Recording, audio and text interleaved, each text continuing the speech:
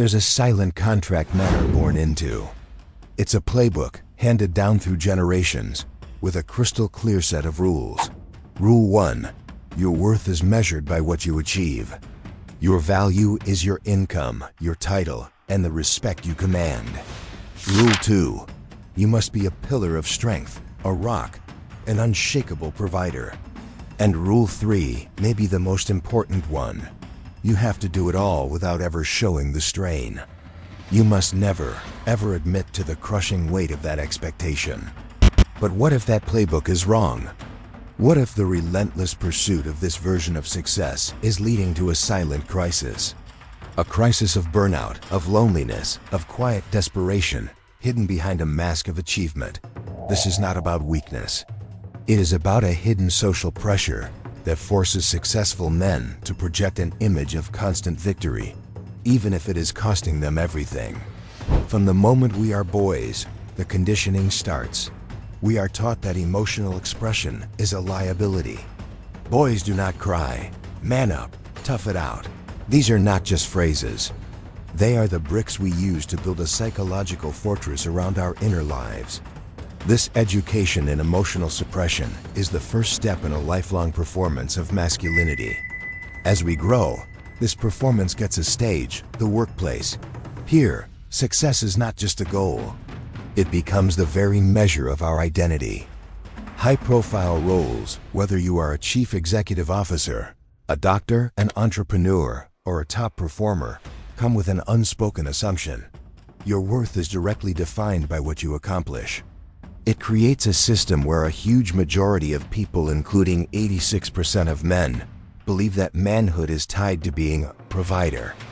This is not just a feeling. It is a measurable social pressure. Research consistently shows that men face immense pressure to be successful in their careers, and this pressure is often even more acute for those with higher education in competitive fields. This dynamic gets ramped up in many male-dominated work environments, which can become what researchers call masculinity culture contests. In these arenas, winning gets tangled up with traditional masculine traits, stoicism, aggression, and relentless self-reliance. It is a culture where mental health is often seen as a distraction. The stigma around asking for help is so strong that it effectively silences anyone who is struggling. Admitting you are overwhelmed is seen as a direct contradiction to the image of a successful leader. The modern workplace, always on and hyper-connected, has blurred the lines between work and life, creating a constant performance-driven pressure cooker. For high achievers, burnout does not always look like a dramatic collapse. It is a slow burn. It is a state of high-functioning stress, where you keep managing all your responsibilities while feeling emotionally, mentally, and physically drained.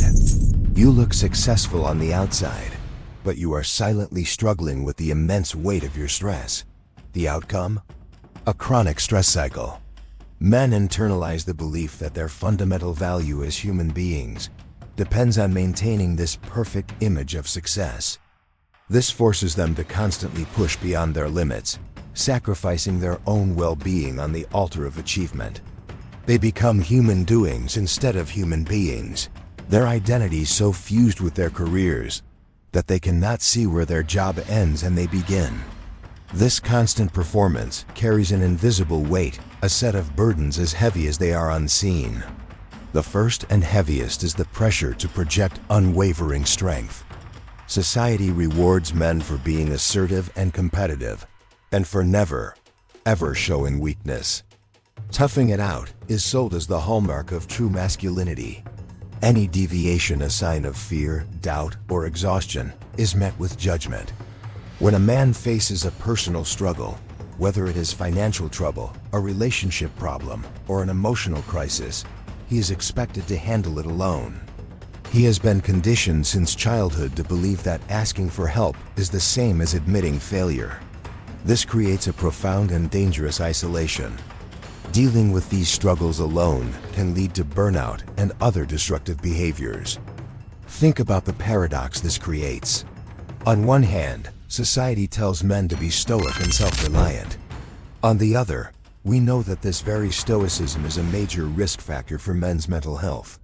Studies show that rigidly adhering to masculine standards of emotional suppression is directly linked to the most tragic of outcomes, including suicide. The very quality we are told defines strength is a direct pipeline to quiet desperation.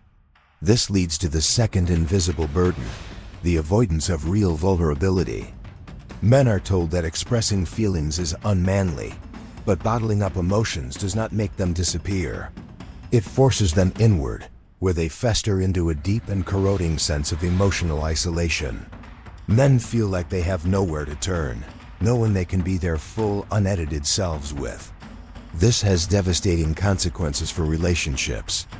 Genuine intimacy requires vulnerability, but for many men, that is a terrifying and uncomfortable prospect.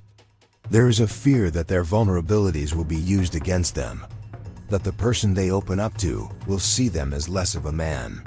This creates an impossible double bind. Successful men are expected to have stable families, yet they are discouraged from practicing the emotional openness required to build them. As a result, many men end up relying solely on their female partners for emotional support, placing an exhausting and unfair burden on women to be their sole confidant, therapist, and emotional caretaker. I once spoke with a man, a founder whose tech company had just been acquired for a staggering amount. By every external metric, he was the embodiment of success. He had the house, the car, the public recognition. But in a rare moment of honesty, he told me, "I feel like I am the chief executive officer of a life I do not actually live in. Every day, I put on the armor. I make the decisions, I project confidence to my team, I am the rock for my family. But when I am alone, driving home, there is just silence. An overwhelming, crushing silence. There is no one I can call and say, 'I am terrified this was a fluke. I am exhausted. I do not know if I can keep this up.' To say that out loud would detonate the entire image I have spent my life building. That is the invisible weight. It is the gap between the public performance of success and the private reality of the struggle. It is the chronic fatigue you dismiss as part of the grind. It is the difficulty concentrating. It is the growing numbness and detachment from the work you once loved. For many men, burnout does not feel like sadness. It is a profound sense of emptiness. It is an epidemic of numbness, where men are not emotionally stunted, but emotionally starved. A life lived as a performance is unsustainable. That armor of success, polished to a perfect shine, is also incredibly heavy. And over time, it starts to crack. These cracks do not usually appear as dramatic failures, but as slow erosions that eat away at a man's life. The first crack is often burnout. This is not just feeling tired. It is a state of profound exhaustion caused by long-term, unmanaged stress. It is the point where your nervous system, always on high alert, simply runs out of gas. Creativity vanishes. Strategic thinking becomes impossible. The very qualities that drove your success are the first casualties. The second crack appears in relationships. The same emotional suppression that is rewarded in the boardroom is toxic at home. How can you build a deep, meaningful connection with a partner when you are incapable of sharing your true self? The fear of being judged prevents genuine intimacy from taking root. This has led to what some call the male friendship recession, with men's social networks shrinking over the past few decades. This leaves them increasingly isolated, often putting immense strain on their romantic relationship as their only source of support. The third, and maybe the most painful, crack is the sense of emptiness that can come with tremendous success.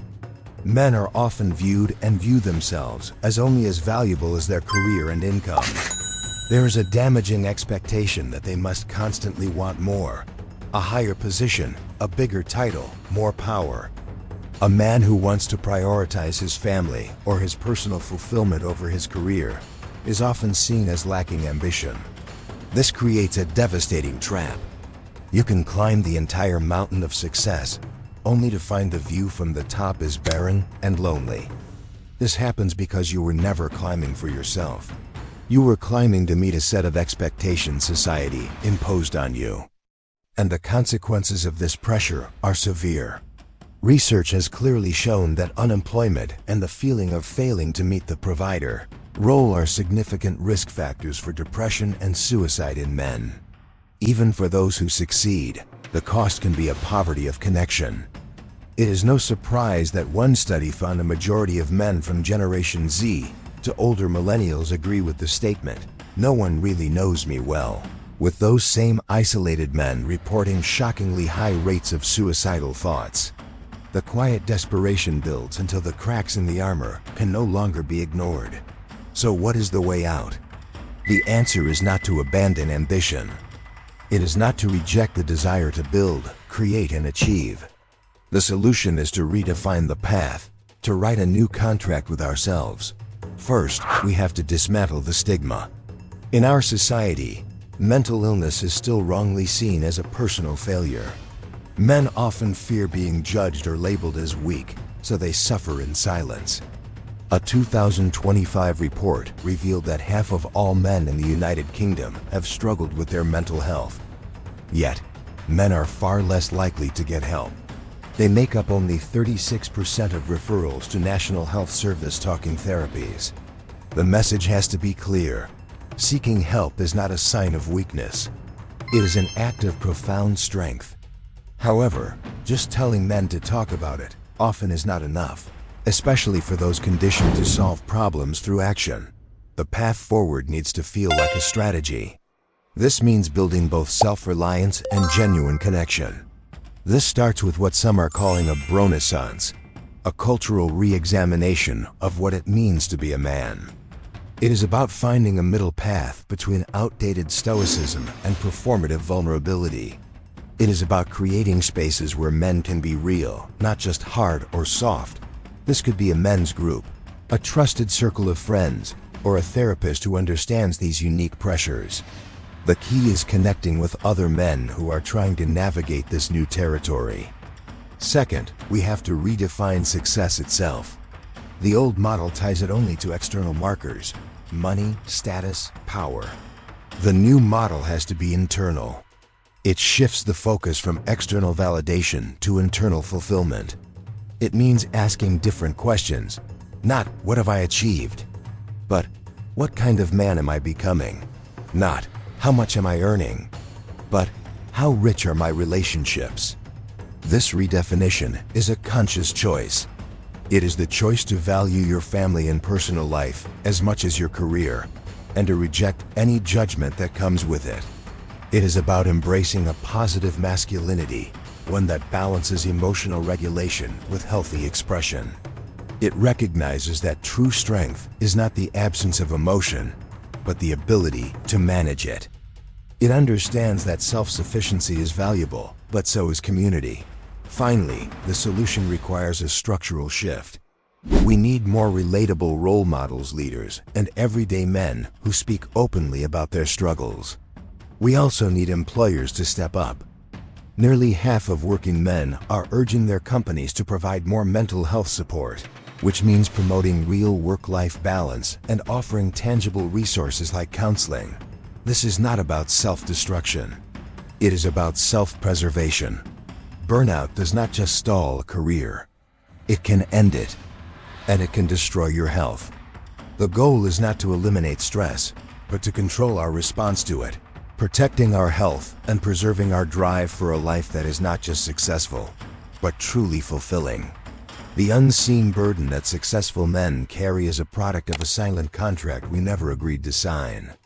A playbook that defines our worth by our performance and demands our silence in the face of struggle.